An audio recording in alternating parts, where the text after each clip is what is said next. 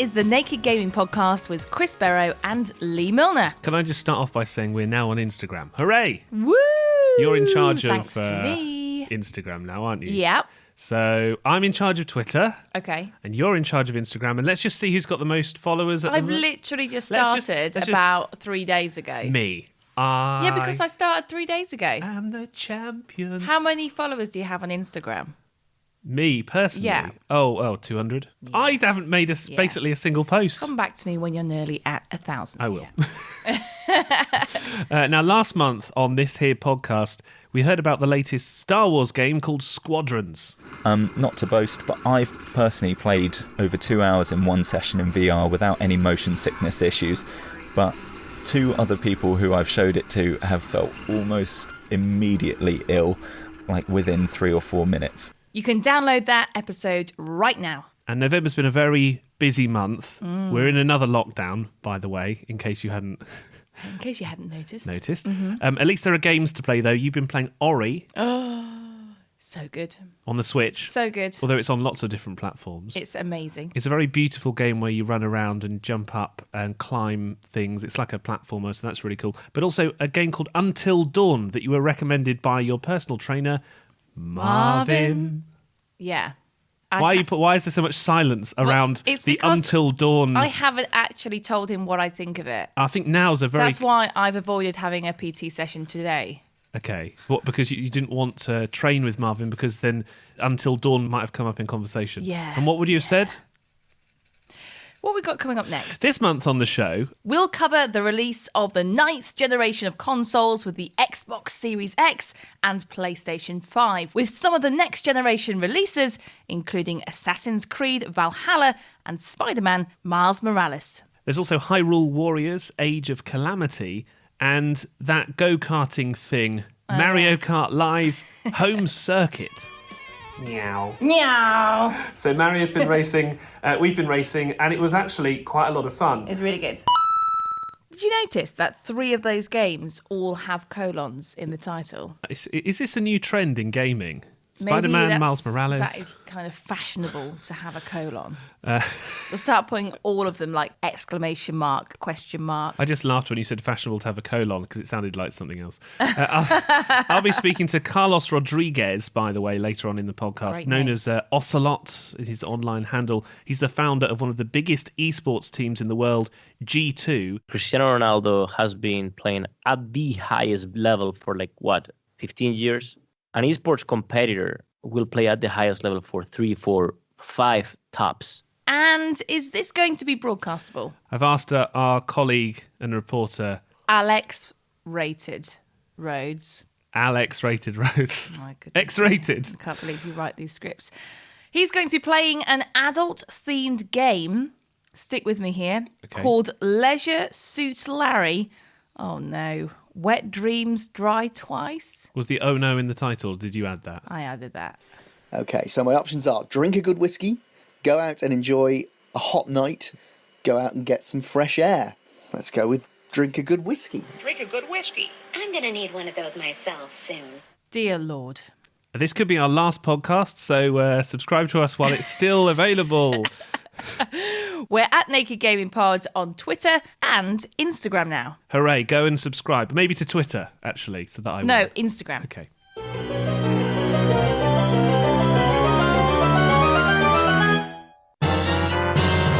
So much gaming news this month. Here's Lee Milner with The Lowdown. I don't know what a lowdown is, but anyway, here it is. Cyberpunk 2077 has been delayed again. Yeah, again. The developer CD Projekt Red says the latest delay has been caused by issues with the game's current generation console builds.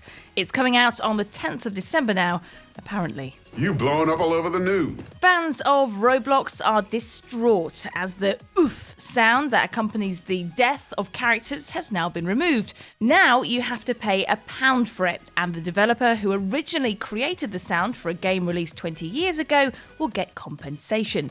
We obviously can't use their oof because we're tight, so here's Chris now with his impression. Oof. Nintendo has seen its profits triple in the 6 months leading up to September. The firm made $2 billion as coronavirus lockdowns increased demand for its products. Video games like Animal Crossing have helped increase sales. And finally, PlayStation has paid to have its iconic square, circle, X and triangle symbols put above Oxford Circus and other underground stations in London. And they look fabulous. Top news. Nap time now. Stop kidding around. Snake? The PlayStation 5 has arrived. Did you get one, Chris? No, I didn't get one. No. Would you like to tell everybody what happened on the 19th? You tell a story. You lived it. So I woke up at 5 minutes to 8 because John Lewis was supposed to have PlayStations in stock at 8. So I logged in and I couldn't get one there.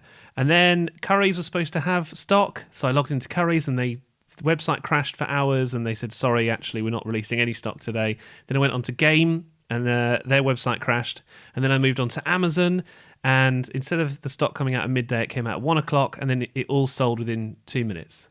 So no, I haven't got a PlayStation 5. You're not bitter at all about any of that, are you? I think it's been a great release. Now, a study came out a few days ago from Oxford University saying that video games are good for your well-being. Good news. The longer I always knew it. Why? Because you play so much, you're just so happy. I'm so happy. Apparently, the longer you play, the happier players reported feeling. There you are. They specifically looked at Animal Crossing New Horizons, which is a game we've reviewed before, and Zombies versus Plants, the battle for Neighbourville. And you've been speaking to Professor Andrew Shibilski, an experimental psychologist and director of research at the Oxford Internet Institute, who authored the study. Well, I mean, in a funny kind of way, this is definitely the kind of study that should have probably been done, 10, 20, or 30 years ago.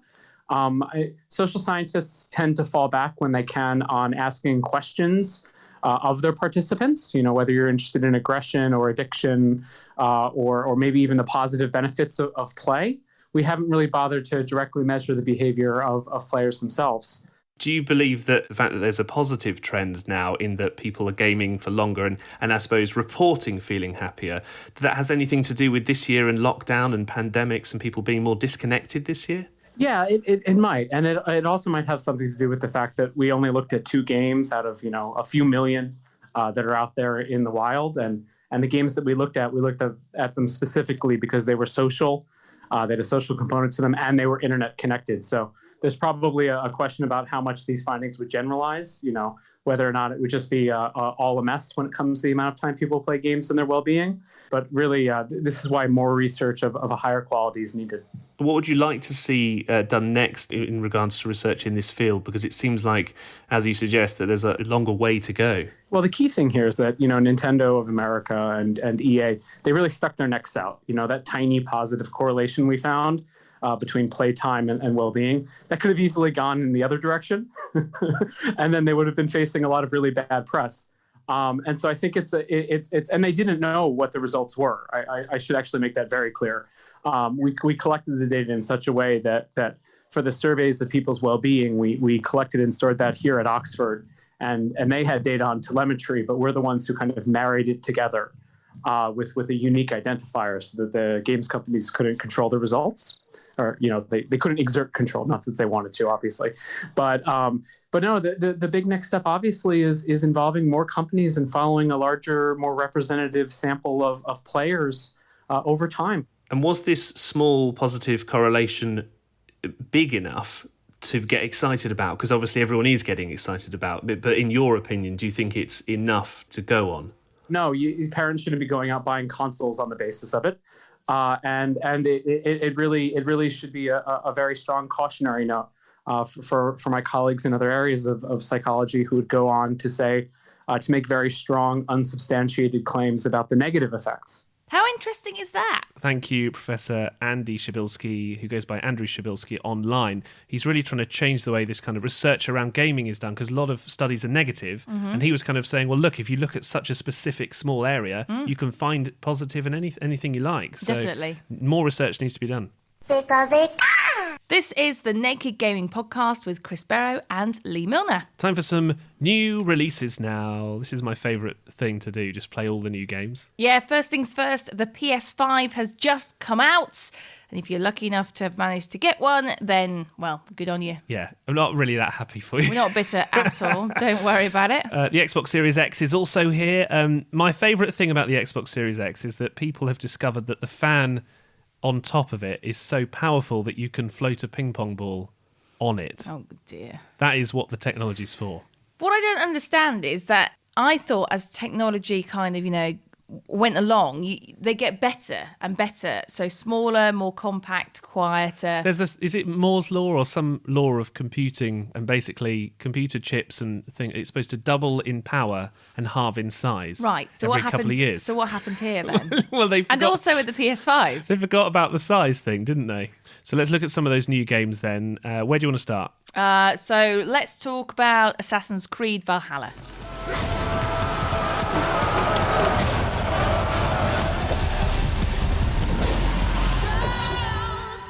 So Assassin's Creed is one of the biggest series of games. It's a proper launch title for the PlayStation 5 and Xbox Series X. So it was designed with those systems in mind, although you can play it on the PS4 and the Xbox One as well. I think it's a really terrible game. I'm really sorry to say, but whereas It's had so much hype. in previous Assassin's Creeds, you would climb on top of buildings, sneak around, and then the ultimate mission would be to stealthily assassinate, hence the name, some kind of evil character, and then try and escape and run away. In this game, because it's Valhalla, they haven't really got skyscraping buildings and huge tall towers and stuff. There's a few buildings, but they're like barns and things like that. So you can't really climb up the amazing landscape and architecture of a Gothic building because they've set it in Viking times. I see. I think that's the overriding problem here. So instead of having that excitement, this has become a bit of a hack and slasher kind of game. Also, the voice acting is absolutely shocking. Are you hinting at something? I've recorded. Have a listen to this. Is that not something you worry over? I worry only that our king will not see that I'm right until it's too late. What about Sigurd? What would he say? If Sigurd were here, he would be sitting beside you, wiping the blood from his axe and smiling into the breeze. I don't know what accent that's supposed to be, but it's not. Doesn't remind me of kind of Norse gods or anything like that. No. Do you think you could do better? No, but I'm not a right. voice actor. Oh, actually, I am sometimes. Anyway, the load times are relatively long. Okay, I'm a bit understanding because it's one of the first next generation releases. But ultimately, you don't get to assassinate people. In fact, you couldn't assassinate anybody in the amount of time that I played the game for about 2 hours. So what would you give it out of 10? It's a 4 out of 10. I really... Hang on, how can you give it a 4 if you can't even do what it says in the title? Because if you like hack and slashing and you want any kind of game to play on the next generation, it is a game. Oh, right, okay. Well, And that's the criteria for I think 4. you've been pretty, nice there with your score. Power up. More gaming releases to mention. Control, by the way, one of our favourite games. Yeah. It's just come out on the Nintendo Switch. And it's weird because you sort of stream it through the cloud. So you don't actually download it. You play a bit like Google Stadia. Oh, yeah. There's a game running somewhere and you're kind of hooking into it. I don't know how I feel about that. Well, it was a little bit laggy, to be honest with you. It was a bit slow to run. Pokemon, the DLC's out finally, the Crown Tundra. Oh, okay. And also, Crash Bandicoot 4, your favourite game. You have to collect masks. Yes. Which is awkward in coronavirus times. Slightly. Anyway, what would you want to look at next? Let's go with Hyrule Warriors Age of Calamity. The history of the royal family of Hyrule is also the history of Calamity Ganon, a primal evil that has endured over the ages. So this is the origin story of Zelda Breath of the Wild, Hyrule Warriors, Age of Calamity. It's basically the huge fight that took place 100 years before. So everyone was super excited to see, well, basically what the story is and to see it unfold. The graphics are awesome. The graphics are exactly like Zelda Breath of the Wild, that cartoony style, which you saw a bit of it when I was playing it, actually. It's very like a game called Dynasty Warriors, which you may or may not have played, but you've got hundreds of people running at you, and then you hack and slash them to death. Okay. So it's basically Dynasty Warriors, but with the Zelda Breath of the Wild graphics. Now, Oh, that's beautiful. it is beautiful. It runs really smoothly. I was a bit worried because a lot of people were saying in the demo version it was very jittery and laggy, and I thought, I don't really want to play the demo, but they've sorted out all the problems. Do you Super think smooth. sometimes the demo puts people off? It put me off. unfairly? It put me off, to be honest with you. I thought, I don't know if I'm that excited for this game, but it's really good. It feels a bit like a moneymaker. Okay. We really just wanted Breath of the Wild 2 rather than this, but it's okay. It's a different studio. It's a real technological achievement. I don't know how fun it is, though. Hacking and slashing for me really gets old after a while. You get a lot of new characters. You get a lot of different bad guys to hack and slash at. There is story there. It's a kind of, I'd say it's a 7 out of 10, but if you really love Dynasty Warriors, then it's an 8 out of 10. So is it quite repetitive? It can become repetitive. You get a lot of moves, but it's like any other hack and slasher. Well, you can get Hyrule Warriors Age of Calamity on Nintendo Switch for £50, and there's a free demo available online too. Busy night, but there's always room for another. Spider-Man Miles Morales is out now, and it's one of the launch games for the PS5. Go be a hero, Miles. Okay, let's do this.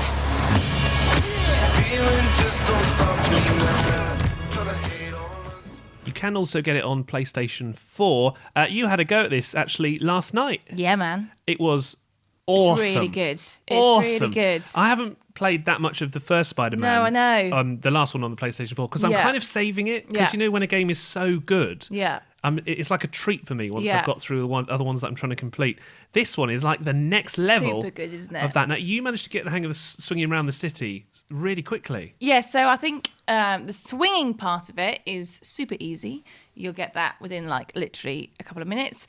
Then we were learning how to... You did the combat challenges. Yes, and a little bit tricky for me, but fairly simple, isn't it? There's a lot of moves thrown at you very, very quickly. So the way that your fighting works, if you ever played a Batman, Arkham Asylum or Arkham City or any of those games, it's got a very similar combat style. Very slick, smooth, you try and chain your combinations together of attacks. And it's a very fair system. So there's a little warning light that comes up if someone's about to shoot at you as Spider-Man. You can dodge that, and then that gives you your combo continues, and you can get multipliers 15 times combo. Really, really smooth. But there's so many moves. It was like so good. Press L1, circle, and triangle together, and you were thinking, okay, I've just learnt that. And then it says, press this button and you fire webs at them. Okay, I remember that. Press this button. It just is. There is a lot. I agree with you. There's quite a lot, but I think after a few hours so playing this, you'll get used to it, and it's pretty cool. You can disarm people and use your spider web to kind of rip the guns out of their hands. And then you can throw them in the air, and it's really cool. So you are Miles Morales, obviously, who is a wingman to Peter Parker, who's obviously the Spider-Man that most people know and love. It's the same universe as the film Spider-Verse. So if you saw that film, this is the same lead character. Then Peter Parker, who's been your bro early on, he's sort of taught you the ways. Yeah. Off he goes for 2 weeks. I know. And Bye. you are Spider-Man. Yeah. Now, you feel like a superhero, don't you? Yes, and what's weird about this game is that I'm not really into the kind of superhero games, the Marvels. Like that Avengers, sort of, you didn't no, really- I'm not. no. I'm not really bothered about it. But actually, playing this game, you don't have to be interested in superheroes. It's just a really cool game. It's exactly like the last game, but another level up, I would say. Yeah. Graphics are awesome. I would say 9 out of 10 so far. I'm absolutely loving it. Yeah. Also, I didn't know that Spider-Man has a dash in it. Did you know that? What? Spider Dash Man. Really? So I'd just say that's one word. Spider Dash Man Miles Morales is out now for PlayStation 4 and 5 for 50 quid. Power up. Here it comes, Mario Kart Live Home Circuit, another game with a colon in the title, that we actually decided to make a video review of this month, which is really cool. You can check it out now on our Twitter page at Naked Gaming Pod, or we're on Instagram, of course. Woohoo! Here's just a flavour of what you can expect. So, what's in the box? You get Mario, A charger cable, 1, 2, 3, 4 gates to drive through, and a couple of arrow pointer signs. First things first, you have to charge your cart. So, plug Mario into the wall. Just bear in mind the cable isn't that long. So, start up the game on your Switch, connect to your cart, and you're ready to go. The first thing you have to do is set up your course. Bailey, get out the way! Then, in the game, you drive round a lap to mark out your route with pink paint on your tyres. Now you're ready to race. The game uses something called altered reality, so you can see your living room, but with other racers going around the track. And the racing is a lot of fun. Meow. Meow. So Mario's been racing, we've been racing, and it was actually quite a lot of fun. It's really good. But there's one huge problem. Huge. You can't play two-player unless you buy another Mario or Luigi and another Nintendo Switch and then connect them together. So that's the only way you can make it work with two people. That's a huge amount of money. Pretty pricey. So, but I've got to say, it was really fun. It was really, really fun. Being able to kind of race through your living room, your kitchen, and it's really weird when you're playing and you can see out of the corner of your eye the cart go past. That's really, really cool. And the rabbit go past. And the rabbit. Now, the only thing though, you got to make sure that you've either got wood flooring or really, really thin carpet, possibly even outside. But when it comes to thick carpet, it's not going to really go well. So just bear that in mind when you do get this. What would you give it out of 10? 7 out of 10 because of the price, but it was surprisingly good actually. The altered reality and the effects were super cool. The only other thing that I would say is that price-wise, you know how much it is. What would you say? Yeah, so this is around £100, so it's not cheap, but it is pretty cool. It's good, isn't it? It's surprising. I mean, expensive, as we said. Yeah. But good. We're also going to do a video next month for our Christmas special. So I'm going to have to do my hair. Sorry, you're going to have to do my hair. So watch this space for next month. It'll go up on YouTube. But our video of Mario Kart Live Home Circuit, the review, is there right now.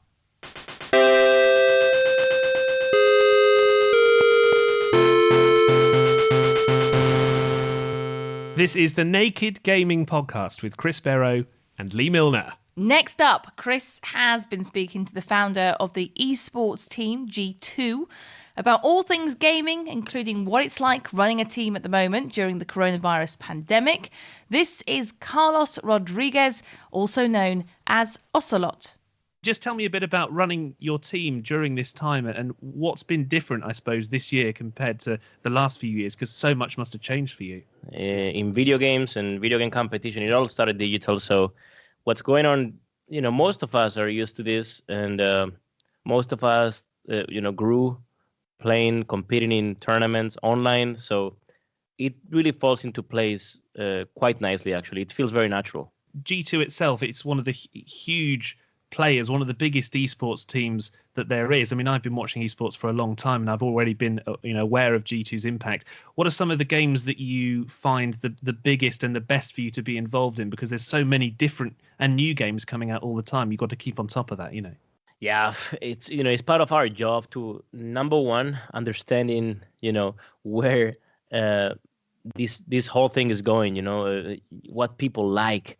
Is a part of our job to understand what people like to watch in terms of movies, what people is craving for, and we sort of digest all that information, and we sort of automatically understand which game is going to be relevant tomorrow, right? So Sure. People are looking more towards maybe battle royales or something because they want to feel that sense of accomplishment of being the number one out of 100 people, for example. I think we already went through that. And I feel like things are slowly shifting again, right? What's your number one game in terms of League of Legends? It's not even close. Like League of Legends is the largest video game on the planet, period. Nothing gets close. Not FIFA, not Call of Duty, nothing gets close.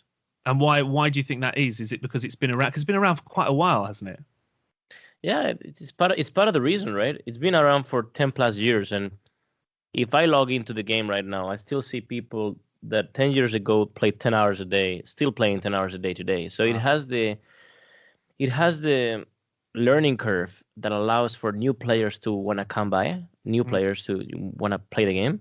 And it has that depth to ensure that hardcore players stick around for many years. And that's the formula every publisher is trying to hit, right?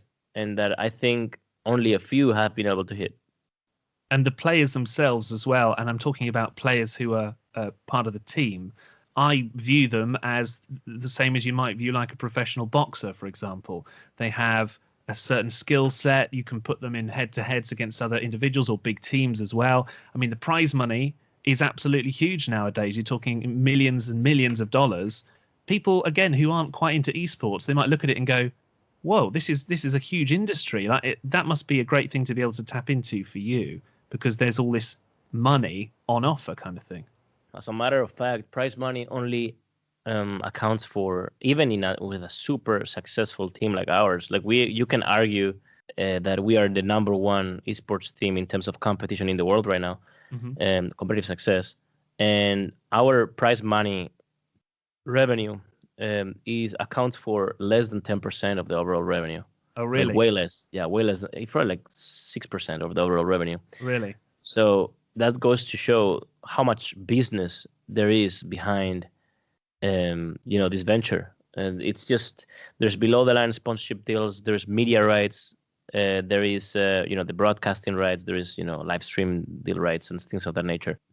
Over the last 16, 17 years, whatever, you can't just always keep the same players.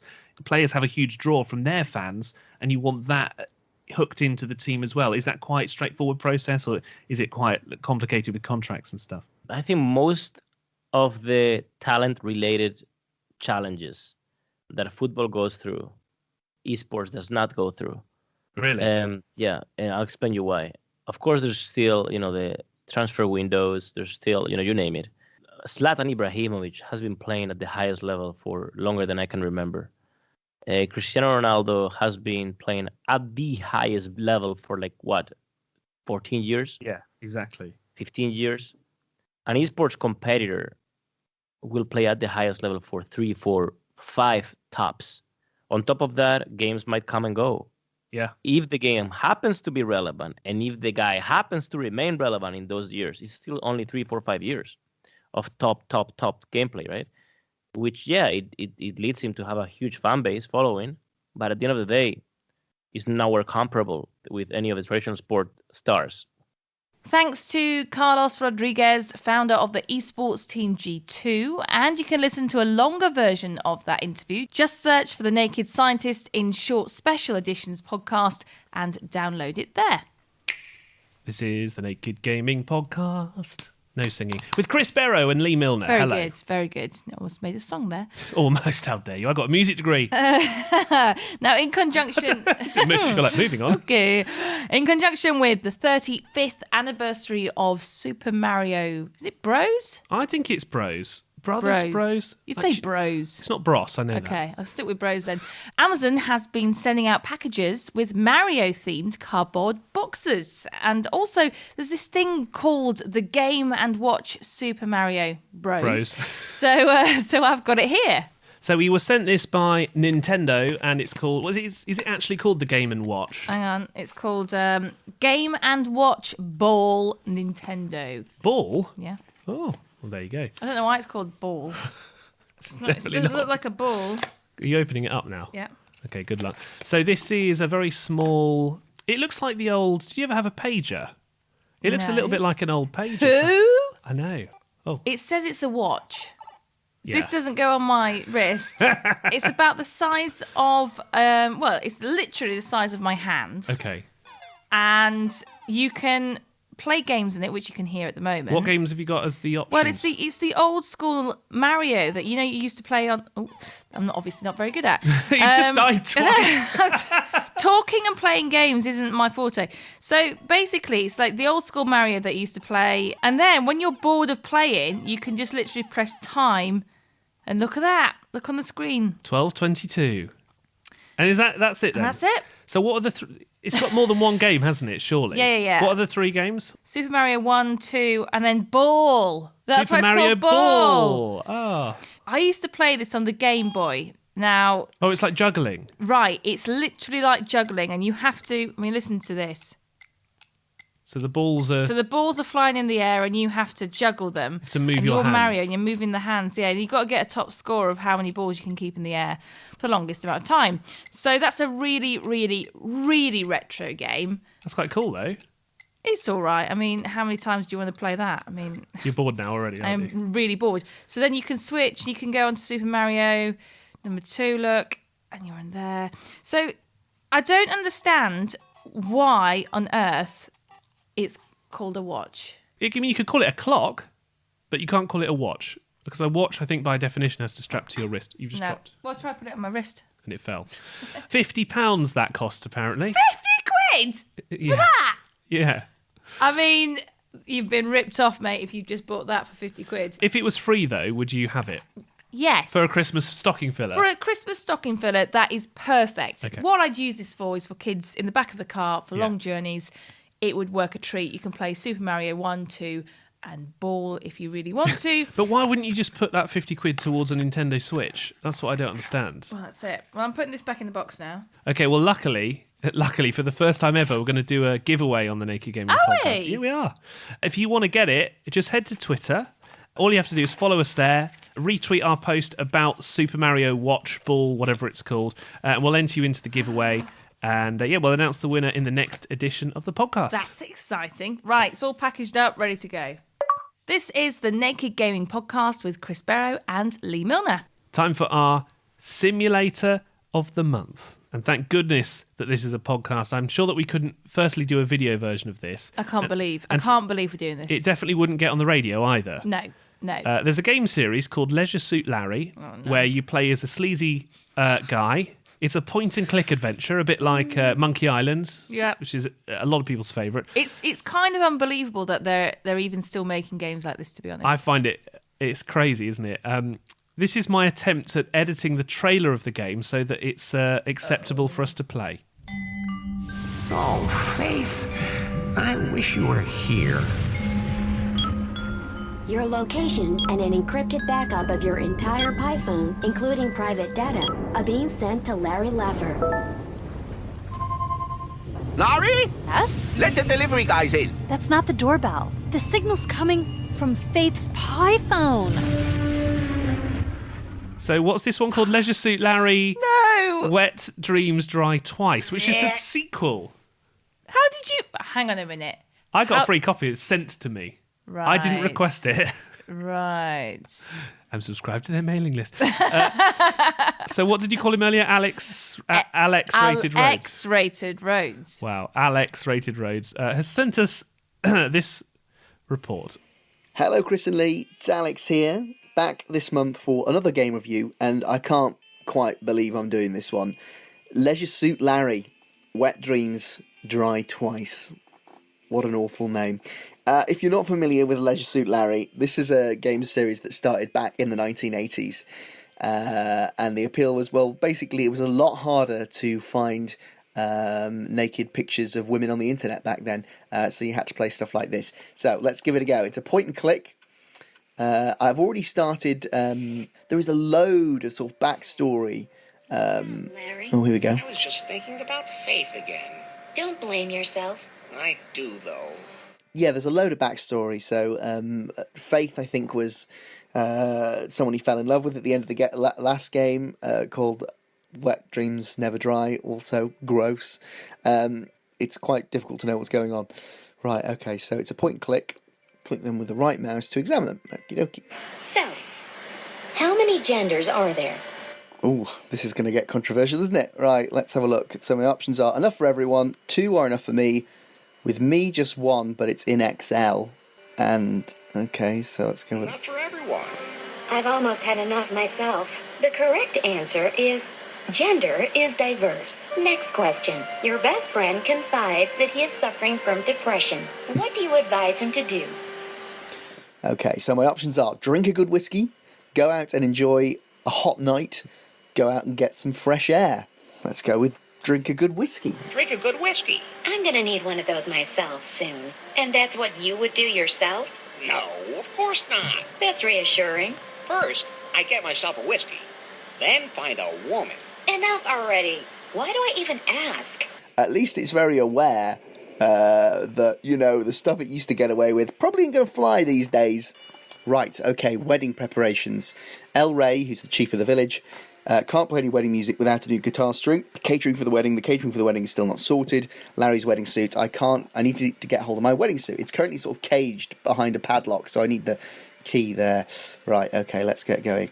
If you hold the spacebar button, it kind of illuminates everything that you can click on. That's a little bit of a shame, really, because it should be a bit harder, I think. Tube of lubricant, lovely. He's put that in his pocket.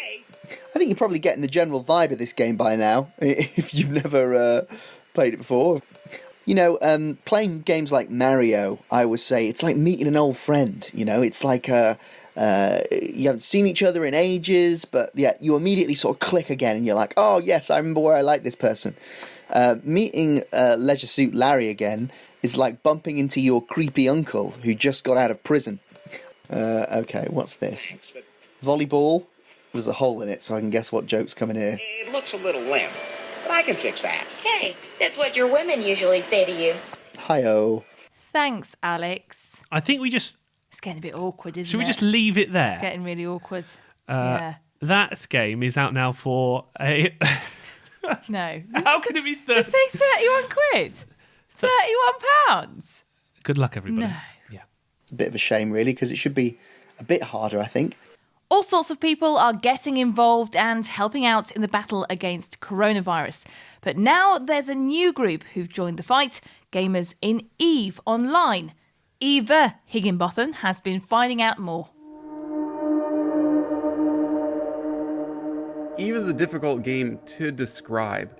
You can be a space pirate that goes around stealing or killing other capsuleers in the game. You could be someone who does industry where you look at the markets or you mine your own materials and then you build stuff for other players to use, other players to go blow up, or even yourself. That's Jesse, an avid player of a game called EVE Online. While you're absent-mindedly mining for resources or waiting to go through a wormhole, there's a new activity to get your teeth stuck into: analysing data from studies on coronavirus as a part of Project Discovery.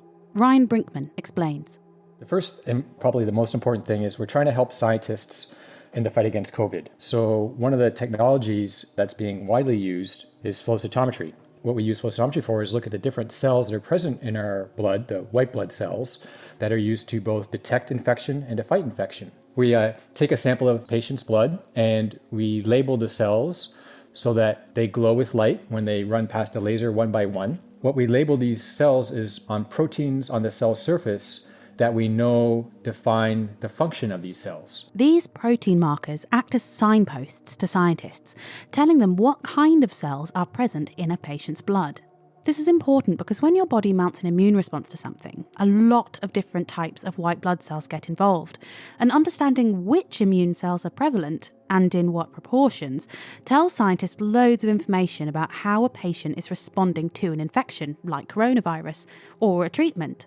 Scientists can now label up to 50 different proteins on the surface of these cells at the same time. So what Ryan and his team have done is broken down the 50-dimensional data into lots of 2-dimensional puzzles, and that's where EVE Online comes in. These 2D puzzles are prettied up and uploaded into the EVE Online world, where players can access them as a part of a mini-game, like a side project to the main business of hunting down enemy spaceships. And the more puzzles you solve, the better rewards you get within the game. That was Eva Higginbotham reporting on EVE. Big shout out to Dylan, by the way, who subscribed to the podcast and said it's helping during lockdown. Whoop, whoop. Thank you so much. Rob on Twitter as well commented about Mario Kart Live Home Circuit, saying he enjoyed the video that we made a lot, actually. Just wondering how long the fun will last for, though. Yeah, that's what I said. And kids are quite faddy, says Yeah. Rob, so will they be interested? I think that was your main concern, actually. I think the kids will play it probably a couple of times and then get bored of it. I And don't know. Maybe I'm wrong. Maybe I'm wrong. I don't know. I think you're absolutely right. And he says, is it £100 worth of fun? Like, could you not just buy 10 films from? Well, I think if it was just a bit cheaper, just even 70 quid.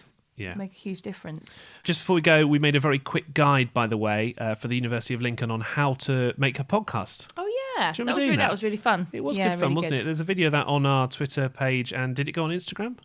No, but it will do today. Look, it's new, all right. Okay. So here's 5 of the best top tips for podcasting.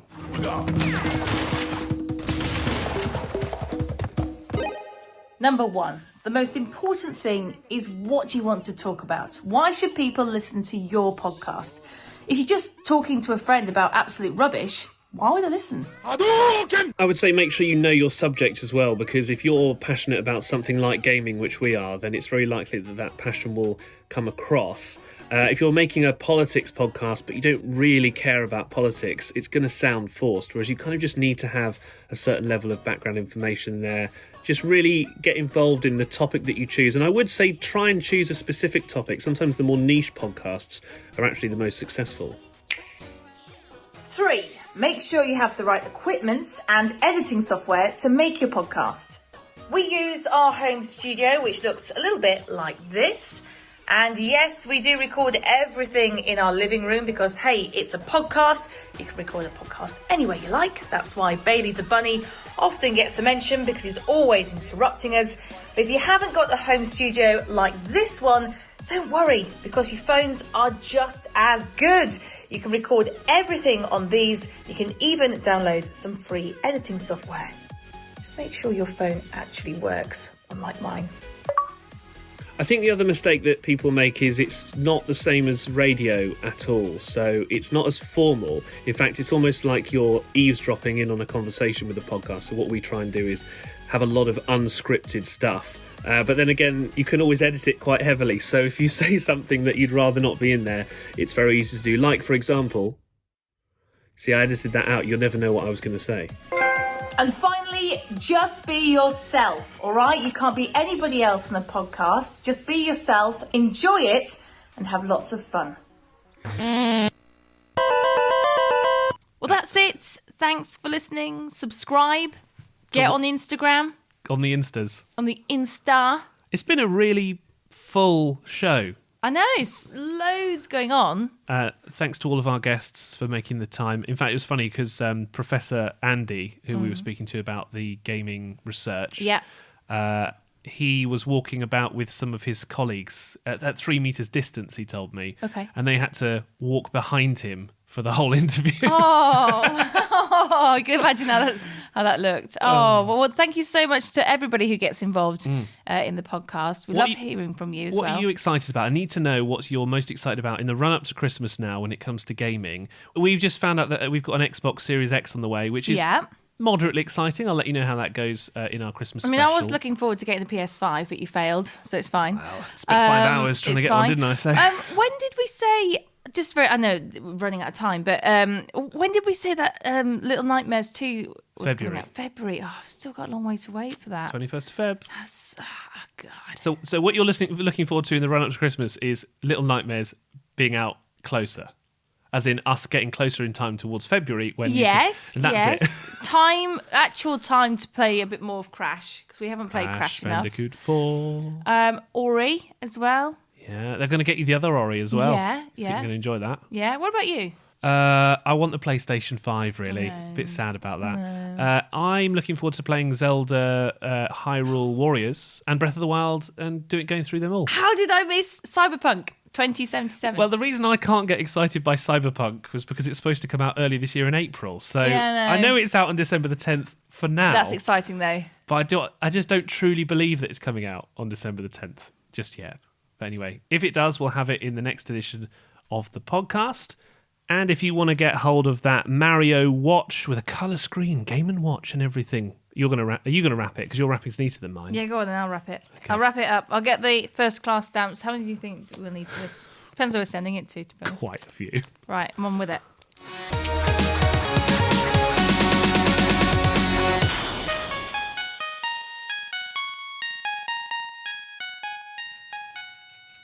I'm going to put this at the end of the podcast, okay? This is an outtake. This is what we have to wait for when the rabbit has decided that he either wants to eat or drink. So we're just waiting now until he's finished.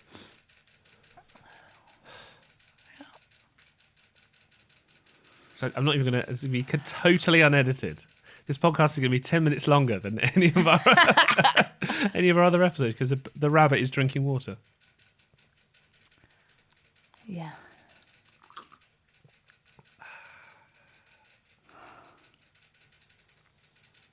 Our new Xbox will be here by the time he's finished.